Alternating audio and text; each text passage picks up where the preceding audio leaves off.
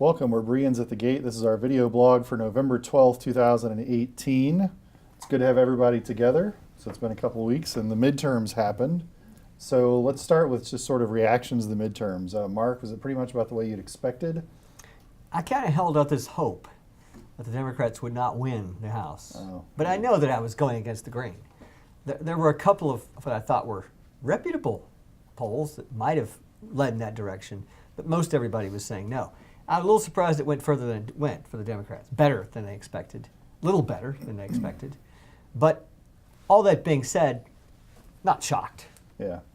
Bert, anything surprising? I wasn't surprised at all. I went with the consensus, and that's pretty much what happened. Yeah. So it didn't surprise me at all. All right. Jeff, anything surprising?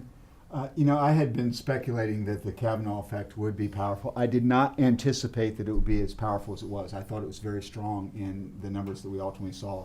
I mean, I think you were just kidding last time about the Taylor Swift effect, but obviously Kavanaugh dominated that effect in that one Senate race, and others, arguably in Indiana as well. So that was stronger than my expectation. For the Senate issue. For the Senate, you. yeah. Mm-hmm. So it looks like the Republicans will pick up 1 seat, maybe 3 seats at the most in the Senate. Democrats going to pick up, it looks like 35 to 40 House seats, which is a pretty big election for them, Sure. I think. We sort of minimized it, I think, last week a little bit, saying, well, you know, maybe 25 seats or whatever. As results have come in, that's grown a fair bit. Given gerrymandering, where the Republicans were at the state level, 40 seats is a pretty big deal, I think, for the Democratic Party. So we're going to have divided government. Yeah. Our favorite, you know, since most of us have been alive, divided government's been kind of the thing. Yeah. Should we be afraid of divided government in any kind of way? I mean, Bert, what do you think? Well, I don't think so. I generally like divided government because I don't want the government meddling and doing very much. The way the legislature has performed in recent years, I don't know if it's going to matter much because I don't think they've been very efficient and effective anyway. So it does divided government doesn't bother me. I don't know if with the subpoena power that rests with the House now, if that will make a difference with our president. But other than that, them being divided, I wish they would debate things. I wish we would have a healthy discussion on issues. So divided government should allow that to occur. In theory? Yeah, In theory, that's true. Jeff, what do you think? Anything on the legislative agenda that maybe won't get addressed because of divided government, or not a big deal? I'm actually a little bit less optimistic than our counterparts over there. I think divided government works really well when you have to constrain Republicans from abandoning their principles. That's usually the way it works. So when Mr. Clinton's president or Mr. Obama's president, all of a sudden you start to see members of the House becoming a lot more like what they talk about. But now we have a situation which is reversed. We have Mr. Trump, who is really, in many respects, a Democrat, an old school Democrat, and we have a House such that I fear that he'll negotiate with them and we will see an expansion of big spending government, and we are already facing very large budget deficits and growing. I think that will accentuate. So I'm a little concerned at that level of what divided government will do. Mark, you think there's any chance Trump works with the Democrats on, say, I don't know, Infrastructure? Yeah. I mean, that very well could happen. He said he's willing to, and infrastructure would seem to be one of those places where he would be very willing, I think. This is something where everybody seems to agree, because everybody can bring some bacon home to their constituents, which they want to do. Beyond that, though, I'm not so sure. When you think about immigration, nobody wants to touch that. When you think about more tax reform, nobody's going to touch that.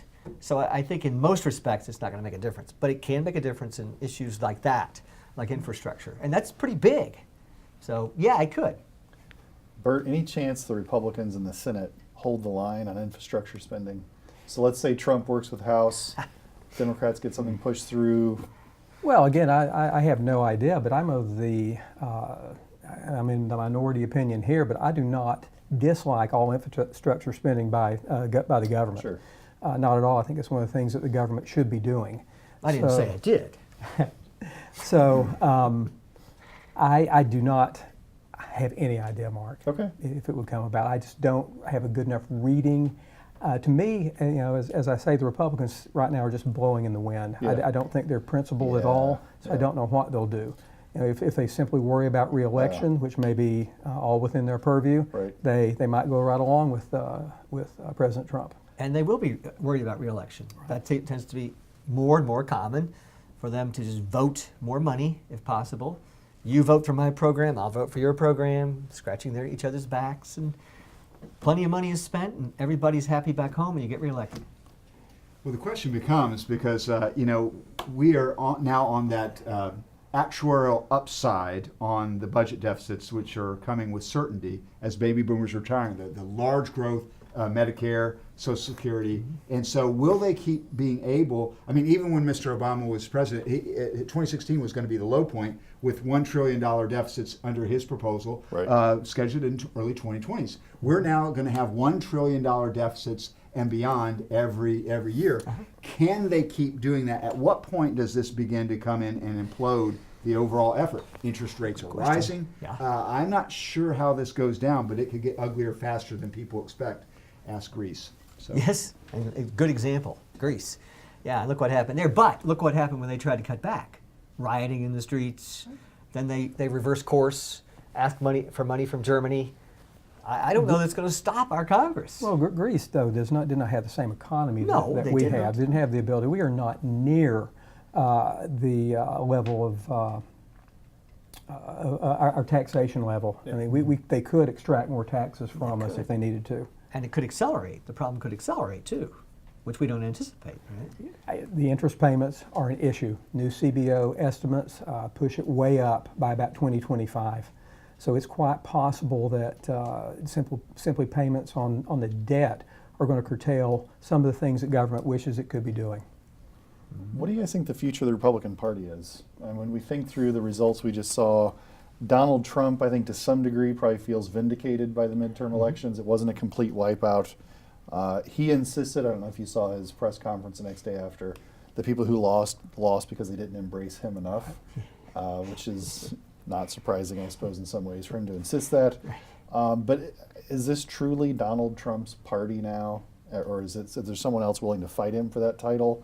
It seems to me like the Republican Party is just, I agree with Bert, it's blowing around a little bit. I'm not sure what it really believes. Is that fair? Mm-hmm. Yeah, I I think it's very fair. I don't think there's any belief at all. And that might very well be true of the Democrats also. Well. So, I mean, we perhaps shouldn't try to invest belief in our parties when they primarily exist to get folks elected. And that's really what those guys care about primarily. I wish that we could have a principled party of some sort But that actually didn't change principles when the political wind blew the other direction. That's what I think we need. And how that plays out, I don't know. Well, you'll have a principled party when you have a principled people. And that's the issue that we have. yes, if we assume self-interest on the part of individuals, at least most of the time, they see somebody who wants to spend money for them in some way, they're going to vote for people who they know will do that. But it's not only that, your arguments that you guys make on being rationally ignorant simply make it very difficult. Well, that's another So even aspect if you of it. have a principled people, I don't see how the politicians necessarily need to interact with those individuals in a principled way when the people don't know exactly enough about the policy to Right, know they what they're don't. voting on. Right. I mean, I think we've got a break there somehow. That's an aspect of it too. I don't know how you ever fix that. Honestly, I don't see any way forward where that gets fixed. Do you? Unless you do something about I democracy think the itself. constraints, in one of our classes, we just finished reading Ken Rogoff and Carmen Reinhardt's book, 8 Centuries of Folly, This Time is Different, And what you see is the end game. There are limits. Politicians pretend as if there are no limits, and there are no limits until it happens. And it's always an implosion, and it's ugly when it happens, and then people are forced to react and do things different. I mean, Argentina's currently going through that as usual. So those are the kinds of things. And people want to scoff and say that, hey, even we're not like Greece. Well, we're not as far off as people might think. There are a number of people that take incredible solace that, well, hey, Japan's debt to GDP is 200%. Well, Japan's people are willing to save a lot more than us, and they're willing to take zero interest rate. Yeah. Our interest rates are rising, and it's not clear that we save very much at all. So it's not clear when this game ends. The best thing going on for the United States now is that the rest of the world's economy is worse. That's cheery. That's true. Let's wrap up with some even more cheerful news. Reports today are that Hillary Clinton strongly considering running for the presidency again in 2020. Let's go around the table. Do you think that's going to happen, Mark? there's a good possibility she might run, but that's all I'm willing to concede. She's going to run, but it's going to quite go a commitment. downhill fast. Thanks for your commitment there. What do you think? Think she runs? It wouldn't surprise me if she tried to run, but Yeah. how far she'll get, that's another story. I think the real story is, what do the Democrats do? Do they follow their leftmost tendencies, or do they move back towards the center? Because they gained being more centrist. If they be more if they are willing to be more centrist, Yeah. then the Republicans could be in trouble. Do you think that's where she is? Do you think she's more centrist I by think she would demeanor? do anything to get elected. She's pretty pragmatic, Right, I agree. pragmatic. So you're but not as saying pragmatic as Bill. so you think she would just do whatever she needs to do? Oh, I think she essentially would what you're become saying. whatever color she needs to become that she thinks will get her elected. That's what she's done historically, and I have no doubt that she would do it I again. agree with you partly, but remember, she's always been more left than Bill. Well, Bill would look like a right winger now. You know, Yeah. Jeff, what do you think? Think she runs? I think if her health stays even where it is today, which is a considerable question, that she will run. I suspect she'll run. I suspect she would lose. I can't imagine the Democratic can't Party would even be interested in bringing her See her back. getting anywhere. And I got to think too that Bill's presence will continue to hurt her more as we keep moving forward. Don't you think? All right. All right. Well, thanks for joining us. We appreciate it. If you have any questions, make sure you let us know. Also, you may send some questions to Matt's Marvelous Mailbags. So take a look on our blog for another outlet for questions. Thank you for listening.